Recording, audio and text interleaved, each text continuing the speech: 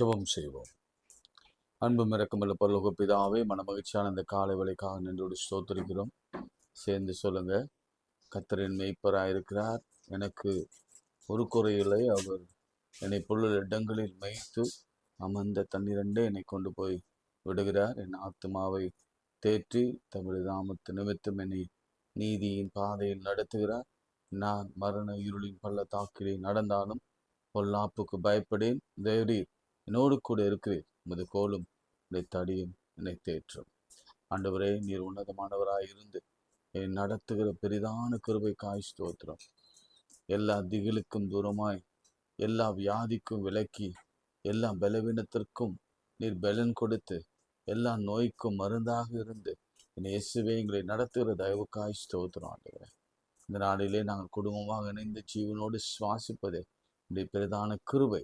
அதற்காக நன்றி செலுத்துகிறோம்.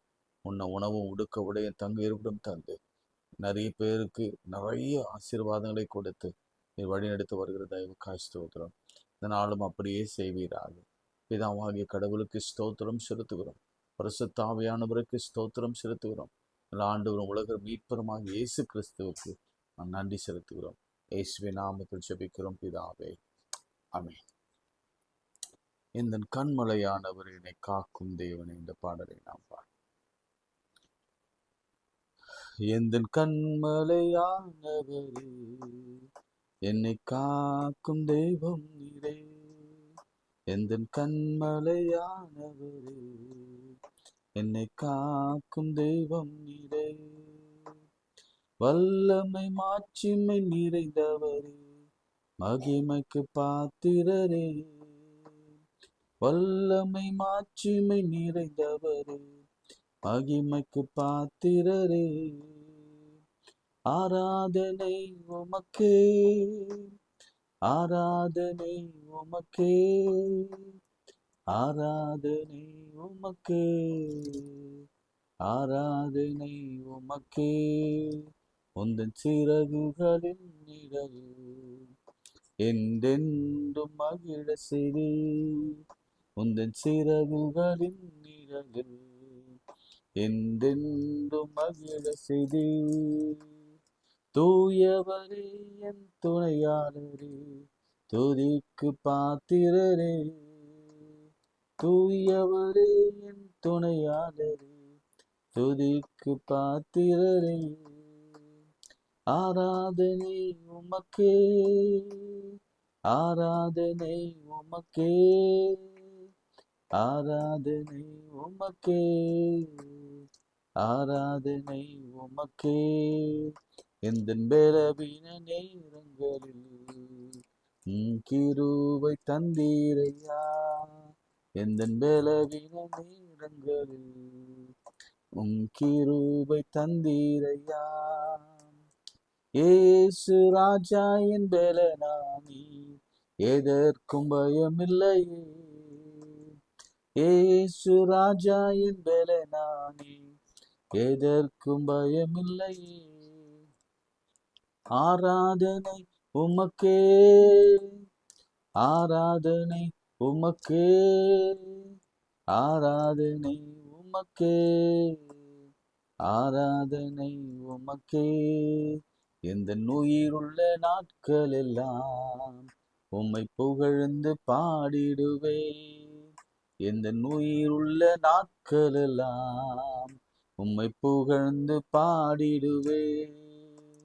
ராஜாணி செய்த நன்மைகளை எண்ணிய துதித்திடுவே. ராஜாணி செய்த நன்மைகளை எண்ணிய துதித்திடுவே. ஆராதனை உமக்கே, ஆராதனை உமக்கே, ஆராதனை உமக்கே, ஆராதனை உமக்கே, ஆராதனை உமக்கே, ஆராதனை உமக்கே, ஆராதனை உமக்கே, ஆராதனை உமக்கே. கைகளை உயர்த்தேன் மோசே போல. நீங்க ஜெபிக்கும் பொழுது, நான் ஜெபிக்கும் பொழுது, நாம மேற்கொள்வோம். எல்லாவற்றையும் கர்த்தர் மேற்கொள்ள அவர் பரலோகத்திலிருந்து தம்முடைய வல்லமையான பராக்கிரமுள்ள புயத்தினாலே அவற்றை செய்து முடிப்பார். இஸ்ரவேலர்கள் மேற்கொண்டார்கள். மோசே கையெடுத்த பொழுது அவருடைய குடும்பம், இஸ்ரேல் மக்கள், மிருக ஜீவன்கள், அவருடைய ஆஸ்தி, அவருடைய நகை, அவருடைய எல்லா உடைமைகள் எல்லாவற்றையும் கர்த்தர் பாதுகாத்து அவரை மேற்கொள்ள பண்ணினார். சாலமோன் உயர்த்தின பொழுது ஞானத்தை கொடுத்ததுமல்லாமல் அவன் கேளாத ஐஸ்வர்யத்தையும் கொடுத்தார். அப்படியே எலியா முழங்காலில் நின்று கர்த்தரை நோக்கி பார்த்த பொழுது வானத்து மதகுகளை கர்த்தர் திறந்தார். ஆண்டவரை நோக்கி பார்த்த பொழுது வானத்து மதகுகளை அடைத்தார். ஆண்டவர் இப்படி செய்ய வல்லவராக இருக்கிறார். நீங்க கரம் உயர்த்தி ஜெபிங்க. இப்ப சொல்லுங்க என்னோட சேர்ந்து, தாவீதின் குமாரனே எனக்கு இறங்கும். உன்னதமான தேவனுடைய குமாரனே எனக்கு இறங்கும். ஆண்டவரே எங்களுக்கு இறங்கும். ரட்சகரே எங்களுக்கு இறங்கும். இயேசுவே எங்களுக்கு இறங்கும். இந்த ஒரு வார்த்தை, ஒரு சின்ன சென்டென்ஸ் தான், ஒரு பவர்ஃபுல் சென்டென்ஸ். அது எங்களுக்கு இறங்கும். ஆண்டவரே கர்த்தாவே எங்களுக்கு இறங்கும். பரிசுத்தாவே எங்களுக்கு இறங்கும். எங்கள் பலவீனத்திலே எங்களுக்கு இறங்கும். எங்கள் சுகவீனத்திலே எங்களுக்கு இறங்கும். எங்களுடைய தேவையில எங்களுக்கு இறங்கும். எங்களுடைய திருமண வாழ்க்கையில எங்களுக்கு இறங்கும். திருமணமாகாத நிலையில கர்த்தர் ஒரு திருமண வாழ்க்கையை கொடுத்து எங்களுக்கு இறங்கும். பிள்ளை பேரை கொடுத்து எங்களுக்கு இறங்கும். ஆண்டவரே have mercy upon us Lord. எல்லாம் கேளுங்க. கர்த்தாவே எங்களுக்கு இறங்குங்கன்னு சொல்லுங்க. have mercy என்று சொல்லுங்க. கர்த்தாவே எங்களுக்கு இறங்குங்க என்று சொல்லுங்க. கர்த்தாவே எங்களுக்கு இறங்குங்க. எங்கள் சரீரத்தில் இருக்கிற உறுப்புகள் எல்லாம் பாதிக்கப்பட்டிருக்கின்றன, எங்களுக்கு இறங்குங்க. மூளை வளர்ச்சி இல்லை, எங்களுக்கு இறங்குங்கப்பா. மூளை ஆண்டவரே செயல்படவில்லை, எங்களுக்கு இறங்குங்கப்பா. இயேசுவின் நாமத்தினாலே இப்பொழுது இப்பொழுது இப்பொழுது இப்பொழுது அநேகருடைய வீடுகளிலே கர்த்தருடைய வல்லமையான கரம் இறங்கி வருகிறதை நான் பார்க்கிறேன். அநேகருக்கு அற்புதங்கள் அடையாளங்கள் நடக்கிறதை பார்க்கிறேன். பிசாசுகள் ஓடுகிறதை பார்க்கிறேன். எல்லா வியாதிகளும் மறைகிறதை பார்க்கிறேன். இயேசு கிறிஸ்துவின் வல்லமையுள்ள ரத்தம் ஒவ்வொரு வீடுகளிலும் தெளிக்கப்படுகிறதை நான் பார்க்கிறேன். இயேசுவின் நாமத்தை ஜெபிக்கிறோம் நல்ல பிதாவே, ஆமென். பிரியமானவர்களே, நேற்று நாம பார்த்தோம் துக்க நாட்கள் முடிந்து போகும். ரொம்ப அழகான ஒரு வார்த்தையை கற்றுக் கொடுத்தார். இன்றைக்கு யாத்திராகமம் 34ஆம் அதிகாரம், எக்ஸோடஸ் 34ல வசனம் 10ல வாசிக்கிறேன் உங்களுக்காக. எல்லாம் அதை திருப்பி வைத்துக் கொள்ளுங்க.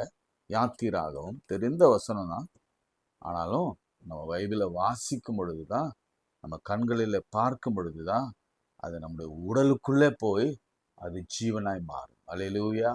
அதனால பைபிள் இல்லாம நீங்க எப்பொழுதும் ஜெபிக்க உட்காராதீங்க. அட்லீஸ்ட் ஏதாவது ஒரு சின்ன பைபிளாவது நீங்க கையில வாங்கி வைத்துக் கொள்ளுங்க. சேலஸ்ல கை கடக்கமா நீங்க ஆஃபீஸ் போகிறதுக்கு கூட ஃபுல் பைபிளும் இருக்கிறது, ஸ்மால் பைபிள் இருக்கிறது. நீங்கள் அதை வாங்கி வைத்துக் கொள்ளுங்க. சரிங்களா? 34ஆம் அதிகாரம் 10ஆம் வசனம். அதற்கு அவர், இதோ கர்த்தர் சொல்றாரு, இதோ நான் ஒரு உடன்படிக்கை பண்ணுகிறேன். இன்னைக்கு உங்களையும் என்னையும் பார்த்து ஆண்டவர் இந்த காலை வேளையிலே சொல்லுகிறார். அவருடைய கிருபை நிறைந்த வார்த்தை என்னன்னா, நான் ஒரு உடன்படிக்கையை பண்ணுகிறேன். பூமி எங்கும் எந்த ஜாதிகளிடத்திலும், இந்த ஜாதி என்ற வார்த்தை எடுத்துட்டு நீங்க எந்த இனங்களிடத்திலும், பூமியில் உள்ள எந்த இனங்கள்னா உங்களுக்கு தெரியும்ல, எந்த ஊர், எந்த இனங்கள், அதாவது அது யூரோப்பாக இருக்கலாம், அது மிடில் ஈஸ்டாக இருக்கலாம். இனங்கள் என்றால் அது அங்கே பிளாக் பீப்புளாக இருக்கலாம், அல்லது எல்லோ பீப்புள் என்று சொல்லப்படுகிற சீனர்களாக இருக்கலாம், தமிழர்களாக இருக்கலாம், யாரா இருக்கலாம். இதுதான் இனங்கள் என்று சொல்லப்படுகிறது. ஓகே, நீங்க அதை நல்லா ஞாபகம் வச்சுக்கோங்க. எந்த ஜாதியிடத்திலும் செய்யப்படாத அதிசயங்களை உன் ஜனங்கள் எல்லாருக்கும் முன்பாகவும் செய்வேன். உன்னோடு கூட இருக்கிற ஜனங்கள் எல்லாரும் கர்த்தருடைய செய்கைகளை காண்பார்கள். உன்னோடு கூட இருந்து நான் செய்கிற காரியம் பயங்கரமாய் இருக்கும். நல்ல சத்தமா ஒரு ஆமென் சொல்லுங்க. இன்னைக்குரிய தலைப்பு என்ன தெரியுமா? நான் செய்யும் காரியம் பயங்கரமாய் இருக்கும். உன் துக்க நாட்கள் முடிந்து போகும். இது சொன்னார்ல, இது பார்க்காதவங்க தயவு செய்து பாருங்க. ஒவ்வொரு நாளும் கர்த்தர் பேசுகிறது அப்படி தெள்ள தெளிவாக நம்மோடு கூட அவர் பேசி கொண்டிருக்கிறார். எப்படி நான் துக்கத்தை மாற்றுவேன் அப்படின்னா, ஆண்டவர் அதுக்கும் பதில் சொல்லுகிறார். இன்றைக்கு நான் செய்யும் காரியம் பயங்கரமா இருக்கும். எப்படி செய்வார்? ஒண்ணு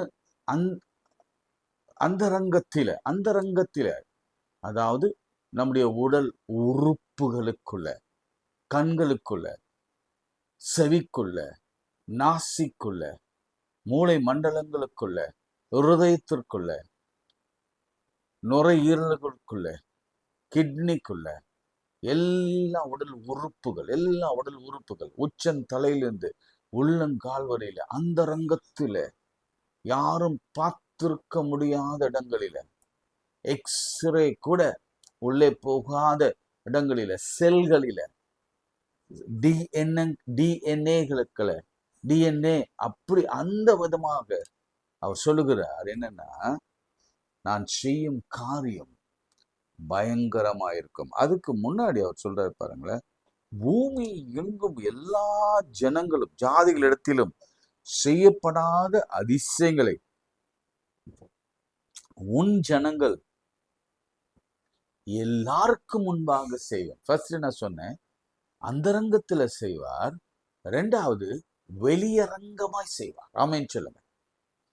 முதல்ல அந்தரங்கத்தில் செய்வார், அதன் பிறகு வெளியரங்கமாய் செய்வார். அதுங்க நீங்க அதே சமயத்துல நான் உன்னோடு கூட இருக்கிற ஜனங்கள் எல்லாரும் கர்த்தருடைய செய்கைகளை பார்ப்பார்கள். உன்னோடு இருந்து நான் செய்யும் காரியம் பயங்கரமாய் இருக்கும். ஆங்கிலத்துல நான் எழுதி வைக்கல, தயவு செய்து நீங்க ஆங்கிலத்துல நீங்க வாசிக்க வேணும். பயங்கரமா இருக்கும். நான் செய்கிற காரியம் பயங்கரமா இருக்கும். இது யாரோட பேசுகிறது உங்களுக்கு தெரியும்ல? கர்த்தர் மோசேயோடு பேசுகிறார். எப்ப பேசுகிறார் தெரியும்ல? அவருக்கு 80 வயது கடந்த பிறகு, ஜனங்களை எகிப்திலிருந்து வெளியே கொண்டு வந்த பிறகு, முதலாவது அவர் சினாய் மலையில ஏறி 10 கற்பலைகளை பெற்று கீழே வந்த பொழுது, இவங்க முரட்டாட்டமுள்ள இஸ்ரவேல் மக்கள் ஒரு கன்றுக்குட்டிய உருவாக்கி வார்த்து, இதுதான் எங்களை வழி நடத்த போகிறது, இதுவரைக்கும் எங்களை வழி நடத்தினது யாரோ தெரியல, இனிமேல் என்னை வழி நடத்த போகிறது இந்த கன்றுக்குட்டி தான் என்று சொல்லி, ஆரோன் யோசுவா எல்லாம் சேர்ந்து ஒரே பெரிய கலேபுரம் நடக்குதுங்க. கீழே மோசே வந்த பொழுது இதை பார்த்த உடனே அவனுக்கு கோபம், அந்த கற்பலகைகளை உடைத்து போட்டான். அது ஆண்டவருக்கு வெசனமாகவும் இருந்தது. திரும்ப ஆண்டவர் ஏறிவா என்றார். திரும்ப 40 நாட்கள் இரவும் பகலும் புசியாமலும் குடியாமலும், இரண்டாவது முறை, முதல் முறை அப்படிதான் புசியாமலும் குடியாமலும் ஆண்டவருடைய பாதத்திலே உட்கார்ந்திருந்தான். ஆண்டவன் தம்முடைய விரல்களினாலே 40 நாட்கள் ஒவ்வொன்றா அவர் செதுக்கி அந்த 10 கற்பனைகளை இந்த பிள்ளைகளுக்கு கொடுக்கணும்னு சொல்லி அவர் கொடுத்து அனுப்பினார்.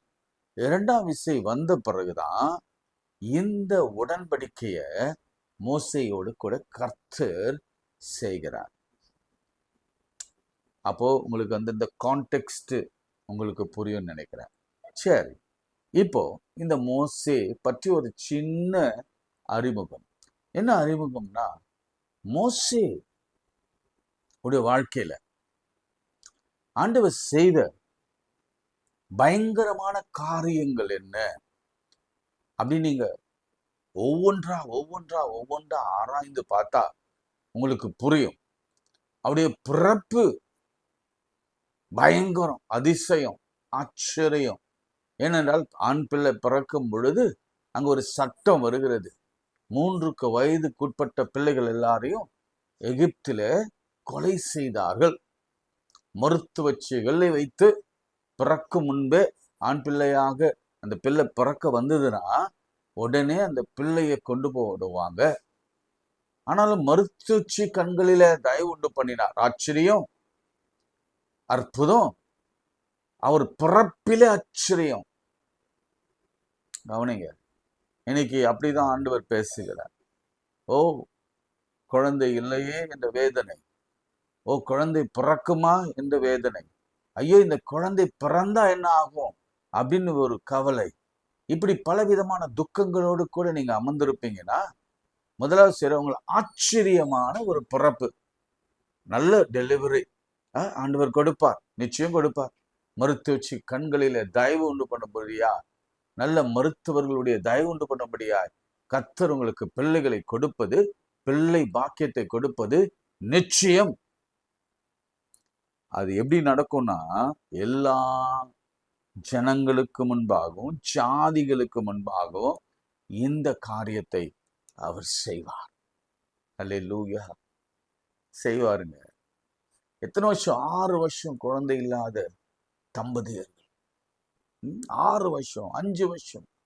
ஆவடியில ட்ரினிட்டி சர்ச்ல எத்தனையோ சாட்சிகள், கிராம ஊழியங்களில் சாட்சிகள்.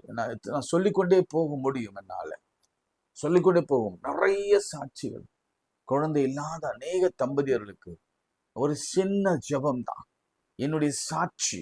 எங்களுக்கு அப்படிதான் ஆண்டவர் குழந்தை பிறக்காது என்று மருத்துவர்கள் சொன்ன அந்த வார்த்தையை, அந்த ரிசல்ட்டை மாற்றி, எங்க துக்கத்தை சந்தோஷமாக மாற்றி அநேகர் பார்க்கும்படியான ஒரு அதிசயத்தை செய்தார். ஏன்னா என்னோடு இருந்த என்னுடைய குடும்பமும் மருத்துவர்களுமே அதற்கு சாட்சியா இருக்கிறாங்க. என் பிள்ளைய, முதல் பிள்ளைய இறந்த பிறகு 2வது பிள்ளை பிறக்குது. அப்போ அந்த மருத்துவமனைக்கு நாங்கள் சென்றிருந்த போது சிஎஸ்ஐ கார்டில் அப்பொழுது இருந்த எம்எஸ் டாக்டர் ராஜ்குமாரி அம்மா, ஆர்எஸ் மேடம் அவங்க, அதுக்கப்புறம் டாக்டர் மித்ரா, அதுக்கப்புறம் டாக்டர் மீனாட்சி போன்றவங்கெல்லாம் இந்த குழந்தைய கையில் எடுத்து சொன்னாங்க, இது ஆச்சரியம், நாங்கள் இந்த யூட்ரஸ்ல குழந்தை நிற்காதுல்ல சொல்லி அனுப்பிச்சோம், ஆனா நீங்க குழந்தையோட வந்திருக்கிறீங்களே, எப்படி? நாங்க சொன்ன வார்த்தை ஏசாயா 66:9 கர்த்தர் கொடுத்தார், அடித்து கொடுத்தார். பிற செய்கிறவராகிய நான் பிற செய்யாமல் இருப்பேனோ? எங்களுக்கு அந்த வசனம் எங்க இருக்குன்னு கூட தெரியாது. ஆனா கர்த்தர் என் மனைவிக்கு கொடுத்த வார்த்தை, பிற செய்கிறவராகிய நான் பிற செய்யாமல் இருப்பேனோ? பிரசவிக்க பண்ணுகிறவராகிய நான் பிரசவத்தை தடுப்பேனோ என்று உன் தேவனாகிய கர்த்தர் சொல்கிறார் சொல்லி கொடுத்த பிள்ளை. அதுக்கு ஜனங்கள் எல்லாம் சாட்சிகள், மருத்துவர்கள் சாட்சிகள், தாதிமார்கள் சாட்சிகள், எல்லா ஜனங்களுக்கு மத்தியில நாங்கள் சாட்சியா இருக்கோம். நீங்க வேணா எங்க வட்டாரங்களில எங்களுக்கு நெருக்கமானவர்களிடத்துல போய் கேட்டு பாருங்க. மருத்துவ துறையில அல்லது எங்க சொந்தக்கார மத்தியில முடியாது, ஃபைப்ராய்டு இருந்தது, முடியாது, ஆபரேஷன் பண்ணப்பட்டது, முடியாது, யூட்ரஸ் முழுவதுமாக சிதைக்கப்பட்டது ஆபரேஷனால, முடியாது, அபோஷன் ஆன யூட்ரஸ் நடக்காது, குழந்தை பிறக்காதுன்னு சொன்னாங்க. அந்த அதிசயத்தை கர்த்தர் செய்தார். அதுதான் சூழ்நிலை, அதுதான் முதல் சூழ்நிலை. மோசே எப்படியோ பாதுகாக்கப்பட்டான். அதுல அப்பா இன்வால்வ் ஆனாரா தெரியாது. ஆனா அம்மாவும் அவருடைய அக்காலும் 2 பேரும் சேர்ந்து அந்த குழந்தைய ஒளித்து வைத்து, அந்த குழந்தை அதுக்கு மேல ஒளித்து வைக்க முடியாமல் அந்த பிள்ளைய ஒரு நாணல் பெட்டிக்குள்ளே வைத்து என்ன பிளான் பண்ணி ஆண்டவர் நடத்தினார் பாருங்க. அன்னைக்கு காத்து வேறு திசையில அடித்திருந்தா அந்த குழந்தை வேறு பக்கம் போயிருக்கும். ஆனா கர்த்தர் நேர் திசையில அடிக்க வைத்து, எப்படி பார்வோன் குமாரத்தி எங்கே குளிப்பாலோ அதே இடத்திற்கு அந்த பிள்ளை போகும்படி என் ஆண்டவர் நூல் போட்டு இழுத்தபடியே செய்தார். அந்த பிள்ளை கரெக்டா வந்து அங்க அழுது, இல்லைன்னா விட்டுருப்பாங்க. அந்த குழந்தைய அழவும் செய்தார். இதெல்லாம் அதிசயங்க. நம்ம வேதத்தை ரொம்ப மெல்லமா கொஞ்சம் கொஞ்சமா அணுவா நம்ம ஆராய்ந்து பார்த்தோம்னா அது அதிசயங்கள் விளங்கும். அழுதத்துக்கு கூட அது அர்த்தம் இருக்கிறது. அந்த குழந்தை சரியான நேரத்தில் அழ வேண்டும் என்று கர்த்தருடைய தீர்மானம். ஐயோ, இந்த குழந்தை அழுது போய் பாருங்க, இதுதான் முதல் அற்புதம். அதன் பிறகு அவன் 40 ஆண்டுகள் பார்வோன் அரண்மனையில பெரிய ராஜ குமாரனாக வளர்க்கப்பட்டான். சாஸ்திரங்களை கற்றுக்கொண்டான், வில் வித்தைகளை கற்றுக்கொண்டான், ராஜ தந்திரங்களை கற்றுக்கொண்டான், நிறைய லாங்குவேஜஸ் கற்றுக்கொண்டான். எஜுகேஷன். பிரியமானவர்களே, 2வது குறிப்பு எதுல உங்களுக்கு ஆச்சரியம் பண்ண போறாரு தெரியுமா? உங்களுடைய கல்வியில. ஓ எஸ், உங்க கல்வியில, உங்க திறமைகளில, உங்க அறிவில, உங்க ஞானத்தில, உங்களுடைய உயர் கல்வியில, உங்களுடைய உயர் பதவியில, உங்கள் வேலைகளில கர்த்தர் அதிசயம் செய்ய போகிறார். நீங்க வளர்க்கிற நல்ல சூழ்நிலைய, உங்க பிள்ளைய வளர்க்கிற நல்ல சூழ்நிலைய, மோசேக்கு எப்படி ஒரு நல்ல சூழல் பேலஸ ஆண்டவர் ஏற்படுத்தி வைத்தாரோ அப்படி ஒரு நல்ல வீட்டை உன் பிள்ளைகளுக்கு, உனக்கும் ஆண்டவர் எங்களுக்கும் அவர் ஏற்படுத்தி கொடுப்பார். ஆமென் சொல்லுங்க. நிச்சயமாக செய்வார். இதெல்லாம் ஆச்சரியம். அம்மாவும் அக்காவும் பார்க்கும் பொழுது, அப்பாவை பார்க்கும் பொழுது, என் பிள்ளை, என் தம்பி ஒரு அரண்மனையிலே வாழ்கிறான், அரண்மனை வாசியாக. அப்படி ஒரு பெரிய காரியத்தை ஆண்டவர் செய்ய போகிறார். பயங்கரமான காரியத்தை. எப்படி பாருங்க, ஒரு சிங்க கிபியிலே ஒருத்தன் வளர்க்கப்படுகிறான்.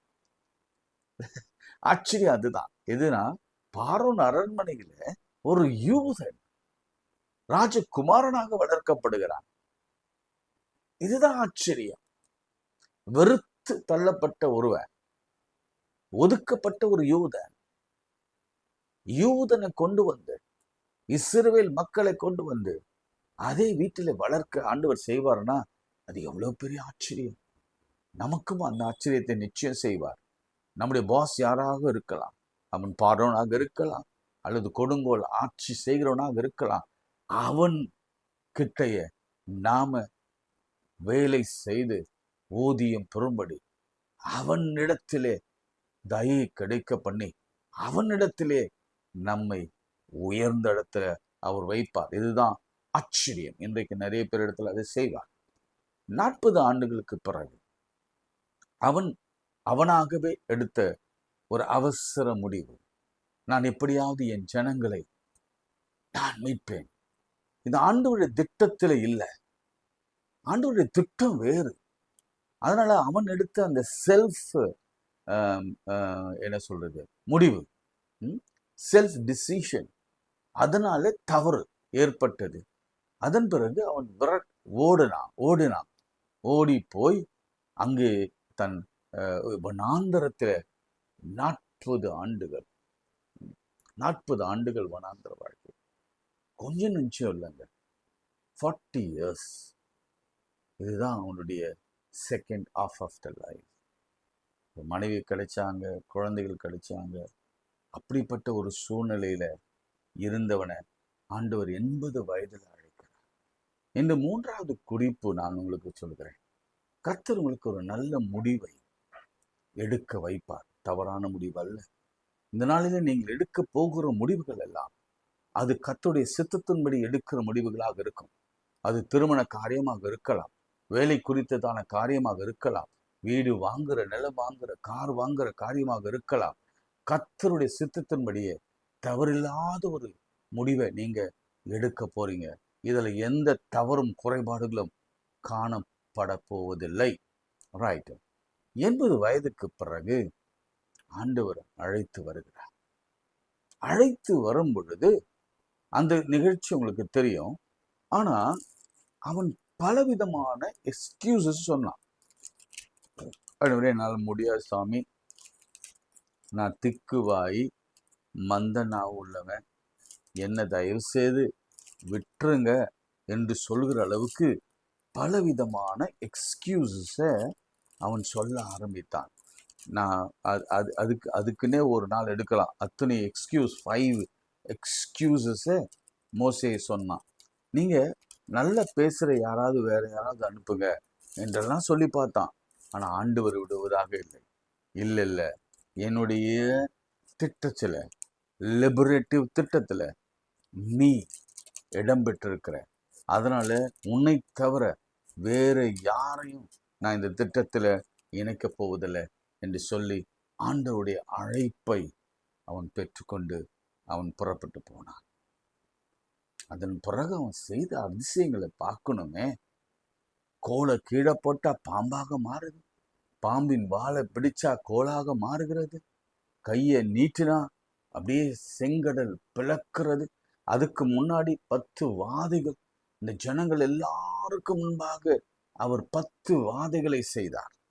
அதுல மிக முக்கியமாக தலைச்சின் பிள்ளை வாதை. அந்த தலைச்சின் பிள்ளை சங்காரம் என்பது என்னன்னா, அந்த பார்வோன் அரண்மனையிலிருந்து அந்த எகிப்து மக்களுடைய தலைச்சின் பிள்ளை மாத்திரம்தான் சாகும்.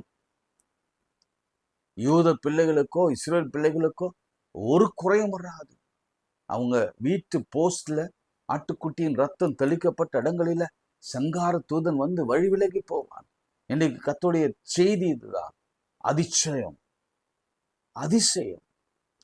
ஒரு 5 வாதைகள் வரைக்கும் நினைக்கிறேன், 5ஓ 6ஓ. நீங்க தயவு செய்து வீட்டுல நீங்க தியானித்துக் கொள்ளுங்க. 5 6 வாதைகள் வரைக்கும் பார்வோனுடைய மந்திரவாதிகளும் செய்தார்கள். ஆனா மோசே செய்ததுதான் விஞ்சி நின்றது. அதாவது அவங்க பாம்பு உண்டாக்குனாங்க, ஆனா மோசே உண்டாக்கின பாம்பு, அந்த பாம்பு விழுங்கி போட்டது. தவளை, அவங்களும் தவளை, பேன், அவங்க பேன். ஆனா சில அவங்களால செய்ய முடியல, காரிருள் பண்ணவே முடியல. இதெல்லாம் சில காரியங்கள். தலைச்சப்பிள்ளை சங்காரம் பண்ணவே முடியல. இதெல்லாம் ஜனங்களிடத்துல பெரிய காரியத்தை அவர் செய்தார். ஜனங்கள் எல்லாரும் பார்க்கும்படியா அதிசயங்களை அவர் செய்தார். அவர்களுக்கு முன்பாக அதிசயத்தெல்லாம் சொல்லிக்கொண்டே போகலாம், நிறைய செய்தார். எகிப்திலிருந்து அவர் புறப்பட்ட பொழுது ஜனங்கள் எல்லாம் நிற்கிறாங்க, செங்கடல் முன்பாக நிற்கிறது. அப்போ கர்த்தர் சொன்ன வார்த்தை உங்களுக்கு தெரியும். அதெல்லாம் நம்ம ஒரு நாளைக்கு டாபிக் எடுக்கலாம். நீங்க நின்று கொண்டு நானே தேவன் என்று நீங்க பாருங்க, நான் உங்களுக்காக யுத்தம் பண்ணுவேன். கைகளை நீட்டான், செங்கடல் 2ஆக பிளந்தது. சொல்லிக்கொண்டே போகலாம். அதுல இன்னொரு விஷயம் என்னன்னா, இவங்க கடந்து போன பிறகு இவங்க போய் கரையில நின்று திரும்பி பார்க்கறாங்க. அப்பொழுது பின்னாடியே விரட்டி வந்த பார்வோன் ரதங்கள், பார்வோன் மற்றும் பார்வோனுடைய சேனைகள், ரதங்கள், குதிரைகள் எல்லாம் தண்ணியிலே அமிழ்ந்து அதோட உரளைகள் எல்லாம் அவங்க பார்க்கும்படியா, பிரேதங்கள் எல்லாம் இஸ்ரேல் பார்க்கும்படியா ஒரு அழிவை ஏற்படுத்தினார். இல்ல, எவ்வளவு ஆச்சரியம் இல்ல? இதுதாங்க ஆண்டவர்.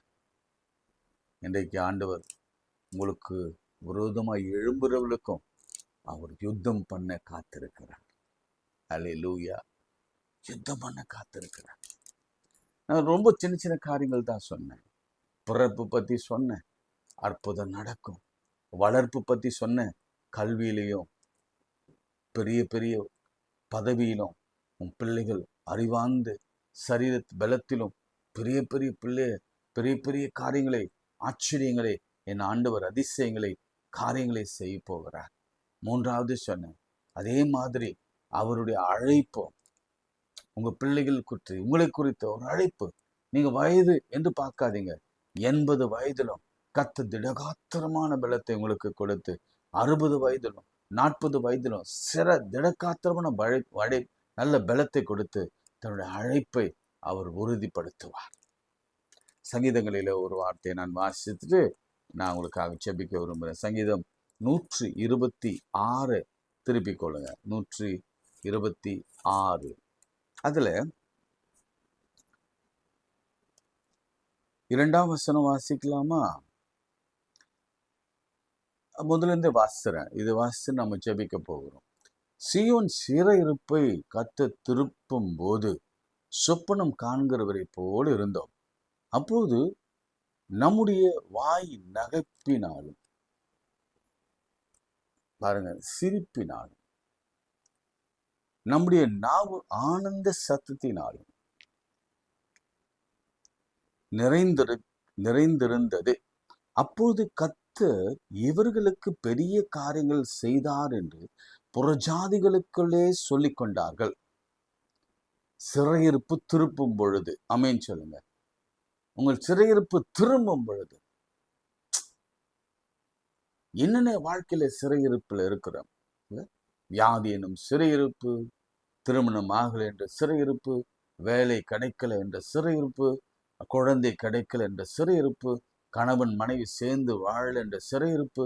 அங்க சிறையின் அனுபவம் இருக்குங்க வாழ்க்கையில. ஐயோ என்னால இந்த கூண்டை விட்டு வெளியில வர முடியல அப்படின்ற ஒரு நிலைமை. அப்போ ஆண்டவர் சொல்ல அந்த சிறையிருப்பை திருப்பும் பொழுது அவர் என்ன செய்வாராம்? கர்த்தர் இவர்களுக்கு உங்களுக்கு பெரிய காரியங்கள் செய்தார் என்று புறஜாதிகளுக்குள்ள பிற இனங்களுக்குள்ள சொல்லிக் கொண்டார்கள். அப்பொழுது கர்த்தர் நமக்கு பெரிய காரியங்கள் செய்தார், இது நிமித்தம் மகிழ்ந்திருக்கிறோம். தொடர்ந்து வாசிக்கிறேன். கர்த்தாவே, தெற்கத்தி வில்லங்களை திருப்புவதைப் போல எங்கள் சிறையிருப்பை திருப்பும். கண்ணீரோடு விதைக்கிறவன் கம்பீரத்தோடு அறுப்பான். அள்ளி தூவும் விதையை சுமக்கிறவன் அழுது கொண்டு போகிறான். ஆனாலும் தான் அறுத்த அரிகளை சுமந்து கொண்டு கம்பீரத்தோடு திரும்ப வருவான். அல்லேலூயா. எனக்கு எத்தனை பேருக்கு இந்த வார்த்தை மிகவும் ஆசீர்வாதமா இருக்கிறதுன்னு எனக்கு தெரியாது. உங்க துர்க்க நாட்கள் முடிந்து போகும். எப்படி தெரியுமா? கர்த்தர் பெரிய காரியங்களை செய்வார். ஏங்க இந்த துக்கம்? ஏன் இந்த கஷ்டம்? ஏன் இந்த வறுமை? ஏன் இந்த வியாதி? ஏன் இந்த தாமதம்? ஏன் இந்த பிரச்சனைகள்? ஏன் இந்த கணவன் மனைவிக்குள்ள பிரிவினைகள்? ஏன் ஆண்டவர் எனக்கு இன்னும் குழந்தை கொடுக்கல? ஏன் திருமணம் இன்னும் தாமதமா இருக்கிறது? ஏன் என்றால் கர்த்தர் பெரிய காரியங்களை செய்ய காத்திருக்கிறார். எப்படி? எல்லா ஜனங்களுக்கு முன்பாகவும், எல்லா இனத்தாருக்கு முன்பாகவும், ஜாதிகளுக்கு முன்பாகவும் கர்த்தர் பெரிய காரியங்களை செய்யவிருக்கிறார் என்ற உங்களோடு கூட இன்று அவர் உடன்படிக்கை செய்கிறார். இன்று செய்கிறார்.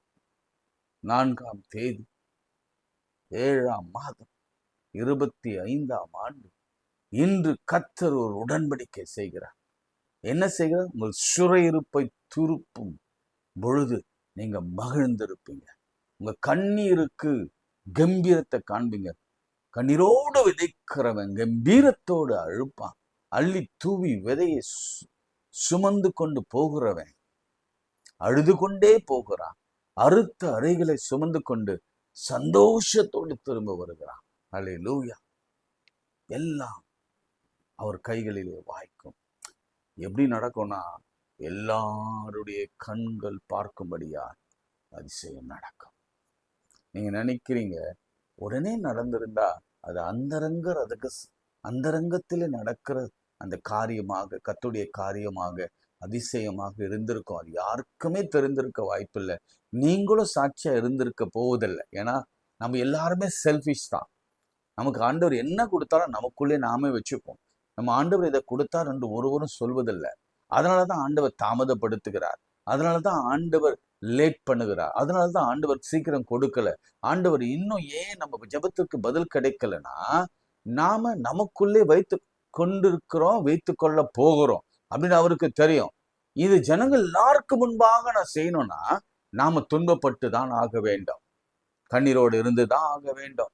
துக்கத்தோடு. ஐயோ சொல்லுவாங்க, இவனுக்கு கல்யாணமே ஆகல, ஐயோ இவனுக்கு வேலையே கிடைக்கல, ஐயோ இவன் குடும்பத்துல என்ன இப்படி பிரச்சனை, ஏன் அவனுக்கு அந்த வியாதி, அப்படிலாம் உலகம் சொல்லிக்கொண்டே இருக்கும் பொழுது, ஜனங்கள் எல்லாம் சொல்லிக்கொண்டு இருக்கும் பொழுது, உறவின் மக்கள் சொல்லிக்கொண்டு இருக்கும் பொழுது, திடீர்னு ஒரு அற்புதம். வேலை கிடைக்கும், திருமணம் நடக்கும், குழந்தை பிறக்கும், உயர்வு கிடைக்கும், வெளிநாடு செல்வாங்க.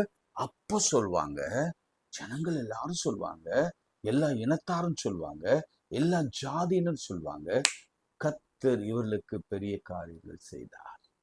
ஆமென். ஜெபம் செய்வோம். நீங்க தயவு செய்து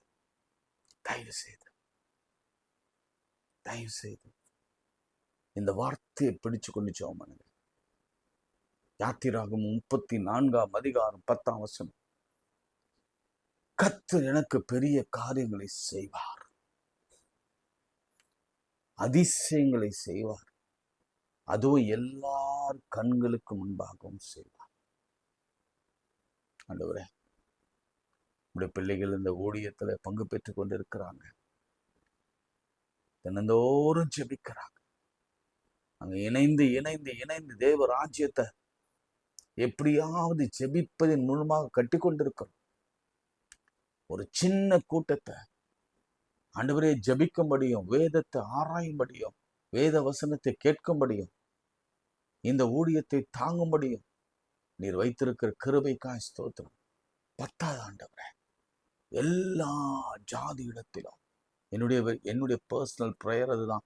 என்னோடு கூட இணைந்திருக்கிறவருடைய பர்சனல் ப்ரேயர் தான். என்னுடைய சகோதர சகோதரிகள், தாய் தகப்பன்மாருடைய ஜெபங்கள் இதுதான். ஆண்டவரே, எல்லா ஜாதிகளும், எல்லா இனங்களும், எல்லா ஜனங்களும் அறிந்து கொள்ளும்படியா இந்த ஜெபத்தின் வழியாக, இந்த காலை ஜெபத்தின் வழியாக கர்த்தர் எல்லா கண்களுக்கு முன்பாக உங்களுடைய பிள்ளைகளுக்கு அதிசயங்களை செய்வீராக. நிறைய சாட்சிகள் எழும்பட்டும். இன்று கூட நீ செய்ய போகிற அதிசயமான காரியங்களுக்கு சாட்சிகள் எழும்பட்டும். ஆண்டவர், நீ விரும்புறீங்கப்பா, எல்லா கண்களுக்கு முன்பாக நான் செய்ய போறேன், நீ எல்லா கண்களுக்கு முன்பாக என்னை பற்றி சொல்வியா, எல்லா ஜாதியில் முன்பாக என்னை பற்றி சொல்வியா என்று சொல்கிற ஆண்டுடைய வார்த்தைக்கு நான் கேட்கிறேன். அவருடைய வேதனை உள்ள ஒரு ஏக்கம். இவன் மாத்திரமா வந்தான், இதுதான், இவன் ஒருவன் மாத்திரமே வந்தானா? ஆண்டவரே, இந்த ஊழியத்தை இன்னும் அதிகமா எடுத்து போங்க. இதை தாங்குகிற மக்களை ஆசீர்வாதம், விசேஷமாய் இதை கொடுக்கிற ஜெபத்தில் தாங்குகிற ஏந்துகிற ஒவ்வொரு பிள்ளைகளையும் ஆசீர்வாதி.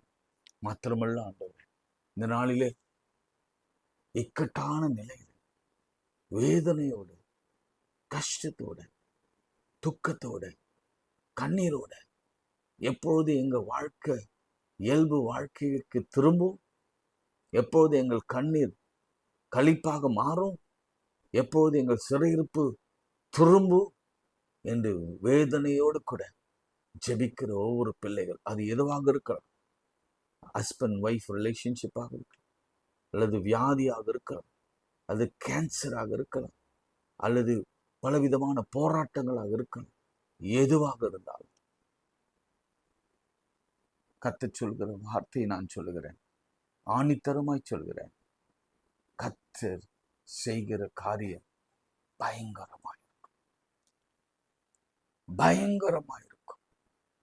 கர்த்தர் செய்கிற காரியம் எல்லாம் என்னோட சேர்ந்து சொல்லுங்க, எனக்காக கர்த்தர் செய்கிற காரியம் அது பயங்கரமாயிருக்கும். மோசேக்கு செய்தது போல கர்த்தர் எனக்கும் செய்வார். ஆண்டவரே, பிள்ளைகளை ஆசீர்வதியும், எங்களையும் ஆசீர்வதியும். படிக்கிற பிள்ளைகளுக்கு வேண்டிய ஞானத்தை, வயதான பிள்ளைகளுக்கு, வயதான அப்பா அம்மாக்களுக்கு வேண்டிய நீடித்த ஆயுசு நாட்களையும், வாலிப பிள்ளைகளுக்கு வேண்டிய ரட்சிப்பையும் பாதுகாப்பையும், வேலை இல்லாதவர்களுக்கு வேலை வாய்ப்பையும் தந்து ஆசீர்வதியும். கடன் பட்டவர்கள் வாழ்க்கையிலே கர்த்தர் ஒரு அற்புதத்தை செய்வீராக. வானத்தின் பலகணிகளை திறந்து எங்களுக்காக ஜெபிக்கும்படி எழுதி கொண்ட அநேக பிள்ளைகள் உண்டு. ஐயா, எங்களுக்காக ஜெபம் பண்ணுங்க, ஐயா, ஐயா என் பிள்ளைக்காக ஜெபம் பண்ணுங்க என்று எழுதி கொண்ட ஒவ்வொரு பிள்ளைக்காக நான் ஜெபிக்கிறேன். இன்று கர்த்தர் செய்கிற காரியம் பயங்கரமாய் இருக்கட்டும். எங்களுக்கு விரோதமாய் எழும்புகிறவர்களுக்காக கையை உயர்த்துங்க.